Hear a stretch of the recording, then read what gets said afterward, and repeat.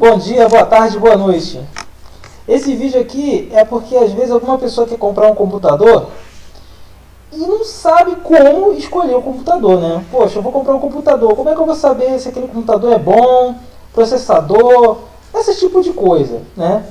Agora, por exemplo, hoje eu quero comprar um computador, então vamos começar pela uma das partes mais importantes do computador. Esse vídeo aqui é para leigo, a pessoa que às vezes não sei nada, né? Então é mais ou menos assim.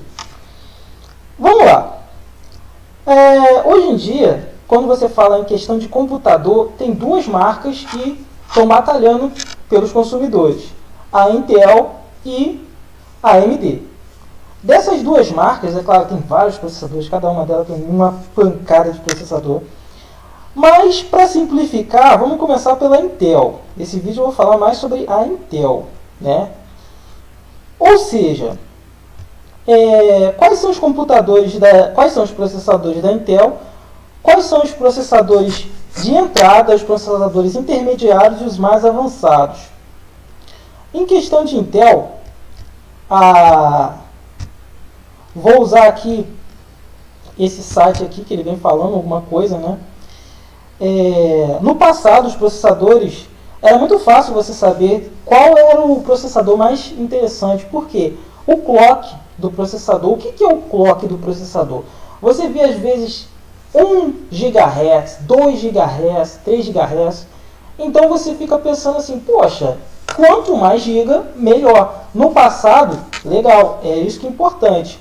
Hoje não, porque ficou um pouco mais complicado, porque vieram chegando novas tecnologias e assim, às vezes um processador que tem um clock de 4 GB perde para um processador que tem um clock de 3, né? Por quê? A gente vai explicar mais na frente. Vamos começar com a linha da Intel. O Atom. O Atom ele foi descontinuado, né? Ele era o processador mais básico da Intel. Então quando você pensa, poxa, eu vou comprar um computador. Quando você pensa no computador mais baratinho, você compra o Atom, que é um processador que tinha menos cores, é um processador que era mais básico, mais barato e que também menos energia. Ele usa menos energia, é uma plataforma mais econômica, né? Agora, qual é o computador? O Atom, hoje em dia ele foi descontinuado, então ele não está sendo mais usado. Mas enfim, tem outros, mesmo que hoje a Intel não produza o Atom, ele ainda está no mercado aí. Então você já sabe, quando pensa em computador mais básico, mais barato, você pensa logo num computador que tem o processador Atom. O processador ele é o cérebro da máquina, né? Então é esse cérebro que vai processar tudo que está acontecendo no seu PC. Agora, por exemplo, a gente tem a linha, como o Atom foi descontinuado, a gente tem a linha Celeron, né? Ou seja, agora se você for comprar um computador atual, o mais básico é o Celeron. O Celeron ele pode trabalhar com 2 ou 4 núcleos. Ou seja, o que significa isso? Antigamente, todos os processadores trabalhavam com apenas um núcleo. Hoje em dia, os processadores podem ter 2, 3, 4 ou até mais núcleos. O que significa dizer que, se você tem um computador, quanto mais núcleo tiver, melhor. Porque é como se, basicamente falando, é assim. Como se ele tivesse, o processador é um cérebro. Mas se ele tiver um núcleo, ele tem um cérebro. Se ele tiver 2 núcleos, ele tem 2 cérebros. Ou seja, se você estiver jogando e se você estiver fazendo um vídeo ao mesmo tempo, cada um desses cérebros vai trabalhar sem que o computador perca o desempenho. Caso se ele tenha apenas um núcleo, ele vai perder desempenho porque ele vai estar se dividindo para fazer duas coisas ao mesmo tempo. Então, quanto mais núcleo, melhor. O Celeron, hoje em dia, a plataforma mais básica da Intel, ele tem processadores que têm 2 ou 4 núcleos. Às vezes tem apenas um. Então, quando você for comprar um computador, pergunta-se quantos núcleos ele tem. Quanto mais núcleos, melhor. Ele tem menos TDP, né? O que significa TDP? Significa energia. Quanto menos TDP, menos energia ele gasta. Por que isso é importante dizer? Porque quanto menos energia, menos calor ele vai dilatar. E quanto menos calor, às vezes é melhor, com certeza, né? Gasta menos energia, menos calor e também não dá tanto problema. O Celeron ele pode trabalhar com até 8 GB de memória RAM, né? Dizem que é uma limitação, mas eu nunca usei mais do que isso, né? Principalmente para jogar, não é necessário tanto. Tem gráficos mais básicos. Antigamente, o que acontecia? Os gráficos do computador eram na placa-mãe. Hoje em dia, a maioria dos gráficos fica no processador. Ou seja, tudo que você vê é processado dentro do processador e não mais na placa-mãe. O Pentium é a linha mais básica. Ou seja, depois do Celeron, o Pentium é o carro-chefe. Ele é um pouco mais potente do que o Celeron, por causa que ele pode suportar mais memória RAM e ele também tem um QGL2, às vezes muito mais interessante. O que é o QGL2? É uma memória dentro do processador. Então, ou seja, ele tem o Pentium, depois do Celeron vem o Pentium, e o começo do bom é o Core i3. O Core i3 ele é o começo do bom, por quê? Porque ele é um processador que ele vem com uma tecnologia chamada Hyperthread. Ou seja, eu não falei dos núcleos, ele vem com, às vezes, na maioria das vezes, 2 núcleos físicos, mas ele vem com 2 núcleos virtuais. Ele simula um quad-core, como se ele tivesse 4 núcleos. E na maioria das vezes ele também vem com uma memória RAM interna maior do que a dos Pentiums. Então, ele também vem com uma placa de vídeo mais interessante. Você que gosta de jogar, esse i3 ele já vem com uma placa de vídeo mais interessante e vai jogar jogos um pouquinho mais pesados, mesmo sendo um computador que vem com uma placa on-board. Ou seja, o que é uma placa de vídeo on-board? Placa de vídeo ela mostra tudo que está no seu vídeo. Quando uma placa é on-board, significa que on significa dentro, né, em cima de, e board significa placa. Ou seja, on-board significava no passado uma placa que já vinha dentro da placa-mãe. Hoje em dia já não é mais na placa-mãe, é no processador. Começando com o i3, ele já começa com uma placa mais interessante. Você vai poder jogar uns jogos não assim topo de linha, mas um pouco melhores, claro, do que as plataformas, os processadores anteriores.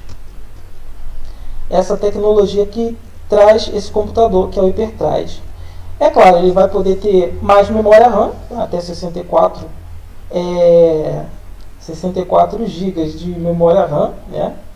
O que eu acho que eu nunca vi ninguém usando, mas enfim, tem que dizer, né?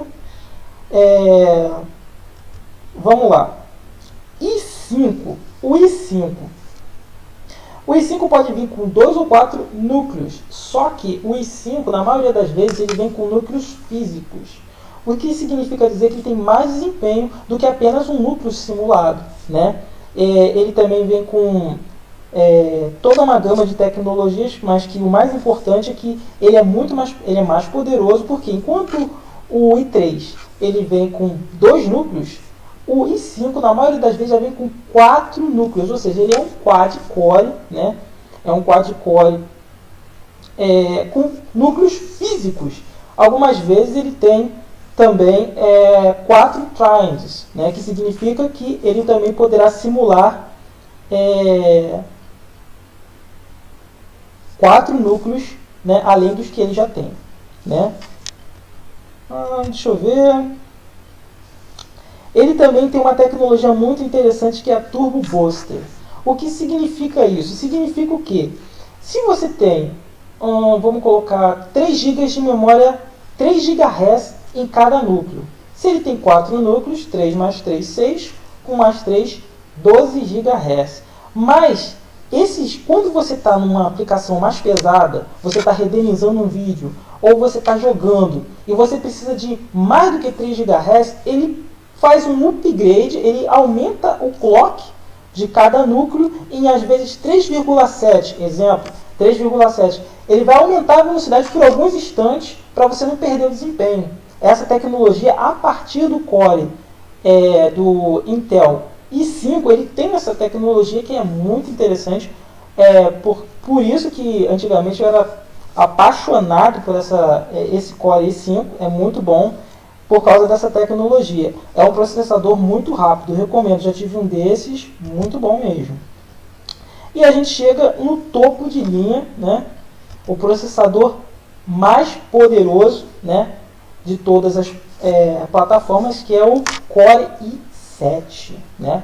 O Core i7 ele é um processador que ele pode ter até 10 núcleos, né? Ele é um monstro, né? Ele pode chegar até 20 trines, né?